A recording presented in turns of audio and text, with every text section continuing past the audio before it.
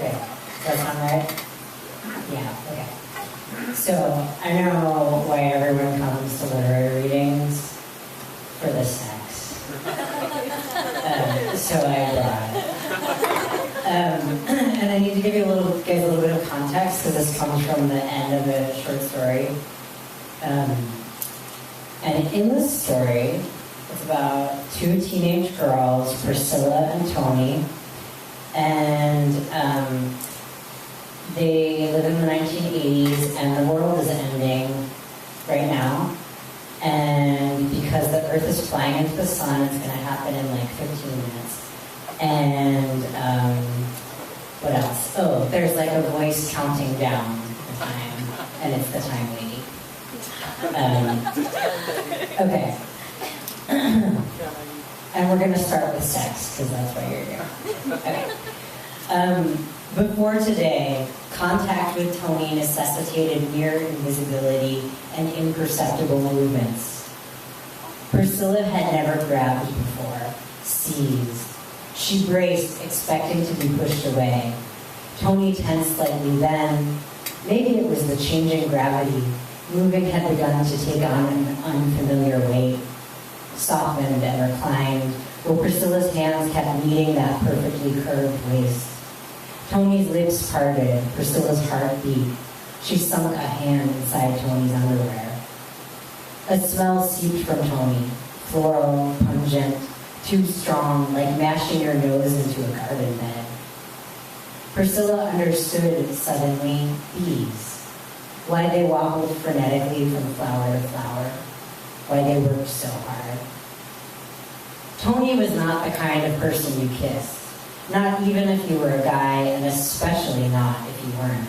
So Priscilla did the next best thing, dragging Tony's skirt with her as she slithered to the ground. She plowed into Tony's brown morass, tonguing without any particular sense of direction, praying that the chuffing and minute hip jerks meant she was doing something right. At some point, one of them must have leaned on the TV remote because the volume on the Sun broadcast went way up, the time lady counting down with thunderous indifference, and the hiss of the broadcast deafening. Outside, what must have been a caravan of cops blasted their sirens. Tony's hips jerked so hard Priscilla lost her balance, knocked her front teeth against Tony's knee. When she tried to put her head back, Tony pushed it away. Everywhere, the destroyed smell of flowers.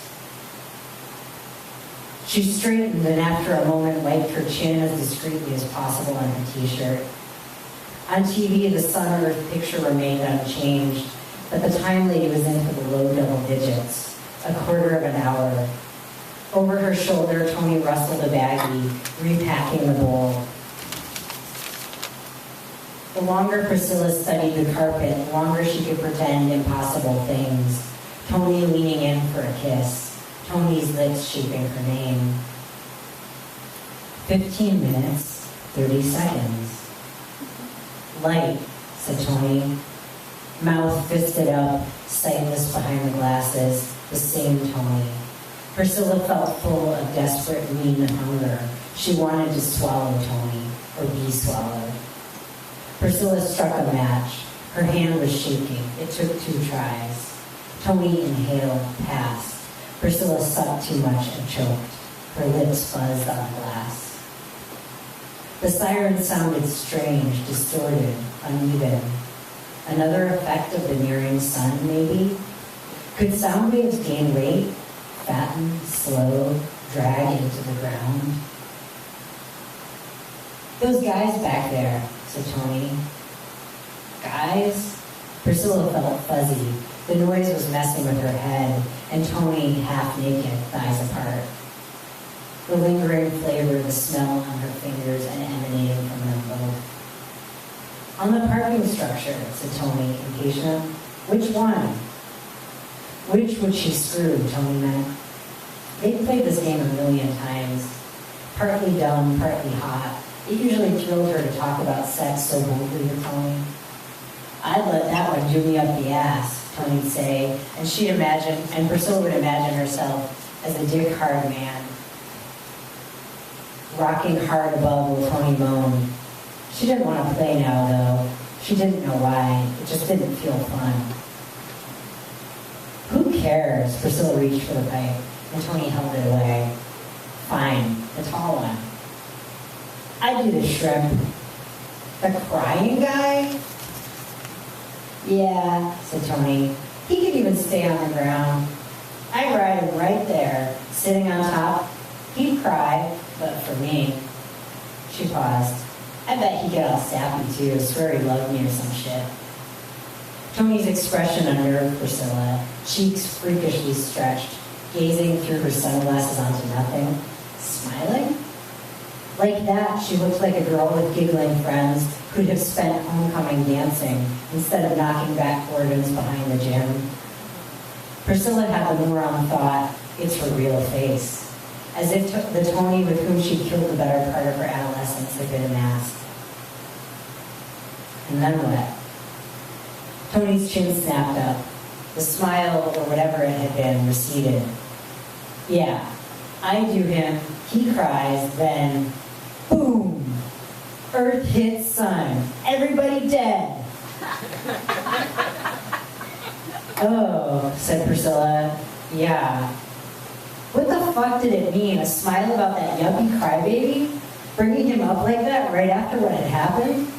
She kept re-adding the order of events, wanting the math to work out, so the smile had been because she made Tony feel good, because Tony wanted her the way she wanted Tony. If enough time remained, she could force the pieces to come together and mean what they should. But time was rushing from them like water from an unstoppered tub. And the sirens, blaring, howling, impossible to think. 8 minutes, 10 seconds. Fucking pigs, said Priscilla, definitely angry now. What are they gonna do? Arrest the sun? Do they think we don't get that it's an emergency? That's not sirens, Moyer. That's people. People.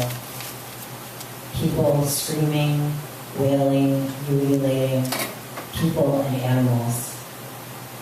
Light pulsed through the drapes. Tony took off the sunglasses. It was for real.